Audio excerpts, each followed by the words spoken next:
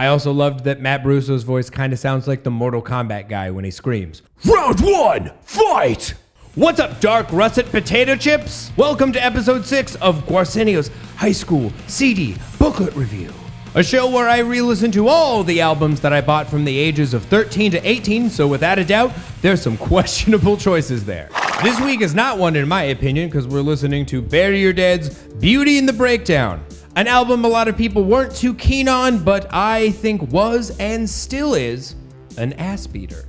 I'm excited to talk about this album and this band because Bury Your Dead was the gateway into what is now my favorite version of hardcore. Before this, I was a huge fan of noisy hardcore like Converge and early 18 Visions, and then like all of the Ferret Records and Trustkill bands that I later found out were just ripping off Caven's first 2 albums. Those bands know who they are, Venmo Steve Brodsky. But without Bury Your Dead, I wouldn't have found all of the Gray Sweatshirt, Varsity Font, tough guy hardcore bands like Most Precious Blood, Terror, and Madball. I don't care, I still like Madball, they're really fun. What are you gonna do?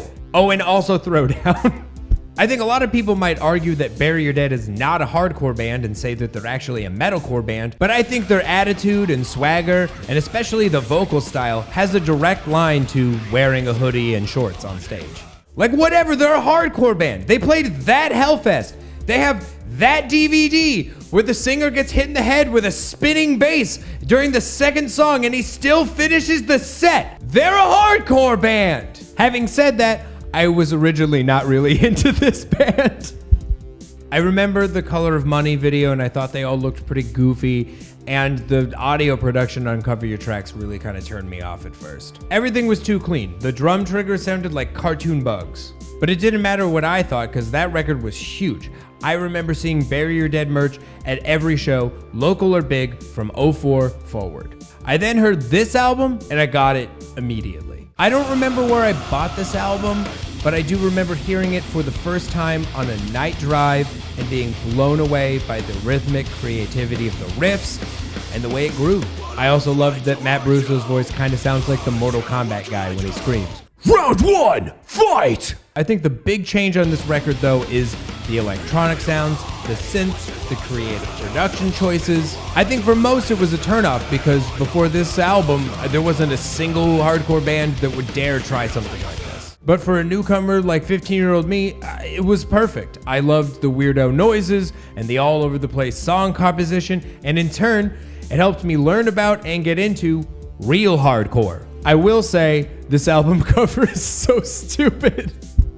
I get that it's supposed to be an old-timey fairy tale book, but a CD is not the same shape as a book, so they just have a cover that looks like a piece of doo-doo with Dave Bautista tattoos.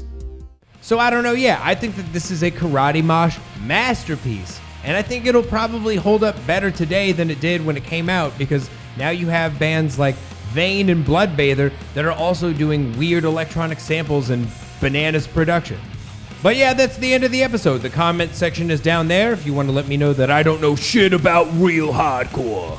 Subscribe to the YouTube channel because next week is the Blood Brothers, and also don't forget to subscribe to our Patreon where I'm going to be listening to my unlabeled burn CDs and seeing what's on those.